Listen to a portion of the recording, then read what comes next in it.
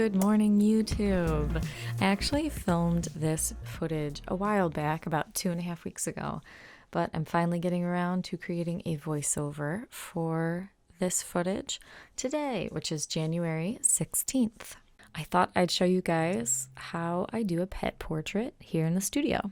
I'm using my Mijello Mission Gold watercolors again, and the Strathmore watercolor paper, cold pressed, with my trusty red Scarlet Prismacolor Kohl Erase pencil.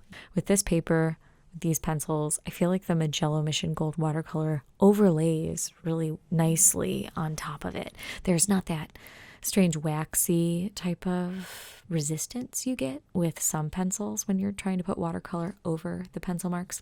So for this portrait, I'm working from 4 different reference photos. Actually, a lot of customers don't have one perfect angle or perfect photo of the dog or the cat or the horse that I am painting for them. So I ask them to send me 3 or 4 pictures, and I kind of piece together the parts of the pet that I can't see.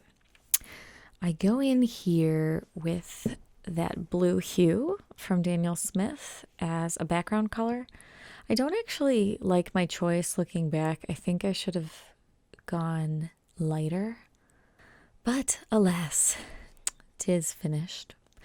And after that, I reach for a couple different colors. So I'm pleased with the choices I did choose for this dog's fur, hair, coat, whatever you would call it. This dog has a really interesting coloring. There's almost like an orange that comes through and a yellow, but it's definitely like a dark colored brown, black haired, short haired dog from a distance. It's a huge dog, really pretty, and I'll flash a photo of the reference for you. So before I go in with the dark colors, I start with this mint, which is a viridian plus a yellow ochre and a little bit of Chinese white mixed together. And then I go in with raw umber, yellow ochre again, and a little bit of a permanent yellow orange that was in this Mijello set. Now, usually watercolorists are supposed to keep on layering those light tones. You work light to dark with watercolor.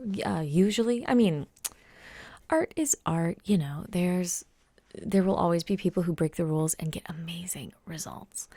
I find that when I actually try to learn the rules and stick to them, I get pretty good results. When I stray a bit, which is natural for me to stray, which is what I did with this portrait, I only laid down some of those lighter tones and got excited, went right in with a sepia and a black for the snout and those outlines. So yeah, I broke the rule and I didn't complete with those light tones yet. But why I did this was it gives my eyes some definition and some contrast to work with. And that's just how I roll. It's the same for me when I'm oil painting. I need to see some strong points of contrast for me to successfully approach from beginning to end, I guess, the rest of the portrait. But with this one, I stayed strong for at least a good few minutes in the beginning, and I kept on with just those light yellow ochres and orange tones and the mint color.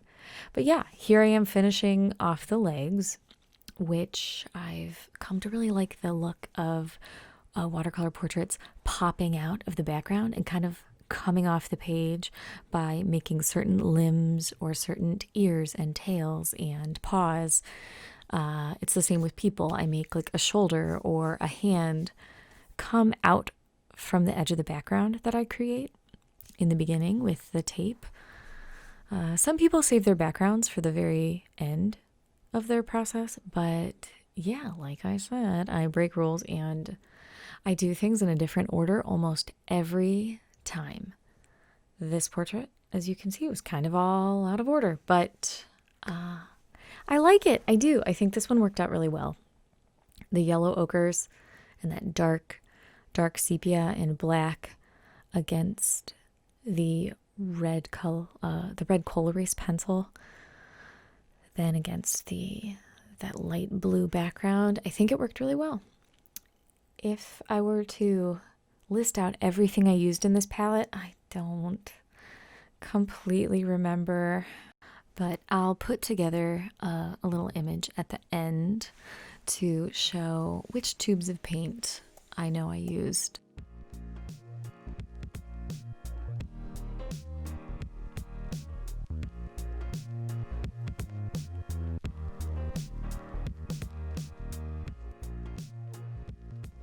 By the way, this is not always true, but I have been experimenting with these watercolor portraits.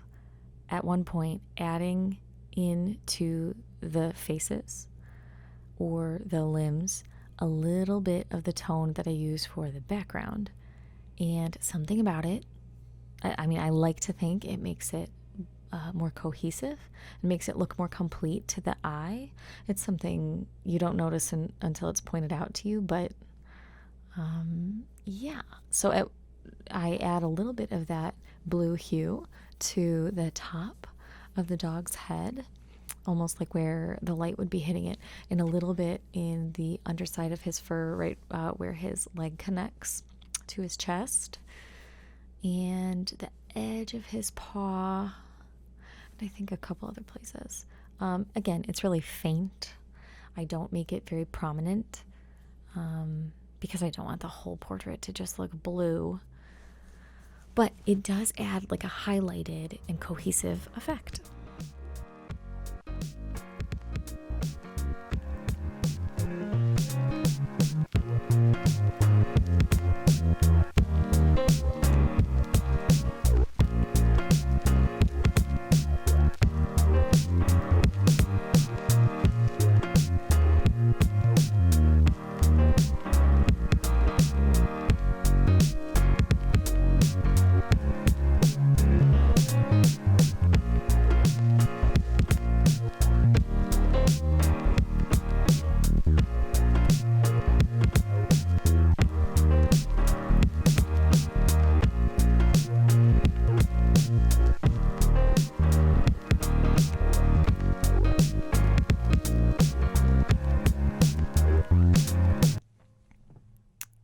Isn't this dog just beautiful?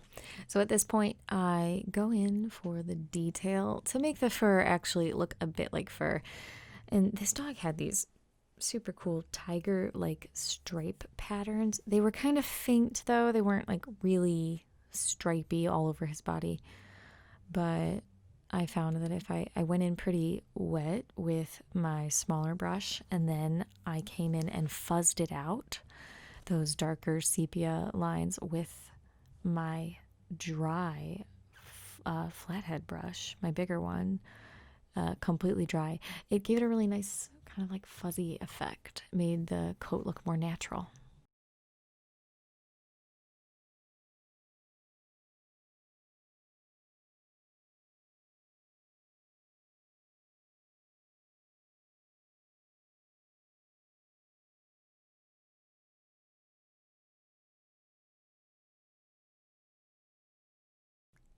Now I add one more background here. It's been something, a little ending process I've been kind of topping all of my portraits off with. Looking back, I don't think I would have done this because this portrait, it breaks the rule of threes, and I really like the rule of threes, or the rule of odd numbers that a lot of artists follow with work they create. I have a baby, a dog, and a background, and at this point I accidentally make it even. I have two object backgrounds for the eyes to see, the mint box and the blue box, and I have two characters, main characters for the eye to see, the baby and the dog. So looking back, I would have skipped this last part with this minty background square. I would have just kept it as a group of three, the background of blue, the dog, and the baby. So the eye would just be seeing three things. You learn as you go, though. I don't hate it. The end product is still pretty, in my opinion, and the client loved it. But yeah, I think I do something in every single piece I've made. Maybe not every single piece, but 90% of the portraits or the experimental pieces I do, there's something at the end that I realize, oh, I shouldn't have done that.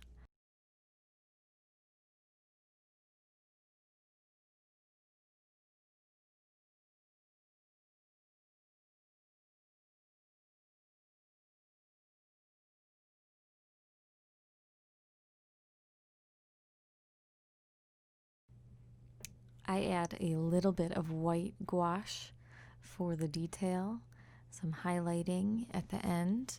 This was after I finished the baby's legs and hands, and I purposefully did not add a lot of detail to the little baby because this was supposed to be a pet portrait honoring a lovely dog who passed away, which is actually a lot of the portraits I'm painting for clients is in memorial of a pet that is no longer with us, gone on to dog heaven. But yes, so I didn't want the baby to catch your eye first, and I think I achieved that by making the dog's face so dark, which is exactly what I mean. It had a very dark face in the photos, the reference photos I was given. Your eye is drawn to that contrast first.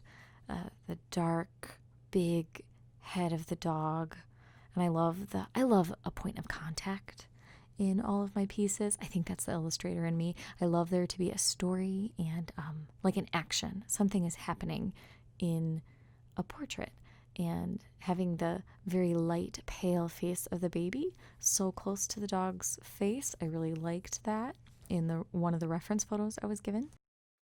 Capturing that adorable kiss, the dog licking the baby's face, that I think is what makes a portrait fun, to see something like that happening between two characters or two figures in the portrait.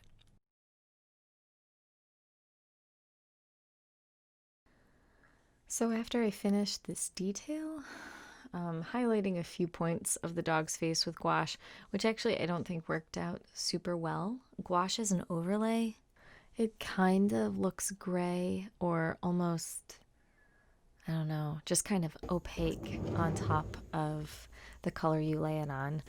But I will show the finished portraits anyway. This is a two-piece portrait, like a side-by-side. It's 2 parts, and I think it looks really good. So an up-close face with cute cowboy hat on, and the full body and the loving personality of this dog with the baby. And here are the colors I used, at least the colors I remember using with this portrait.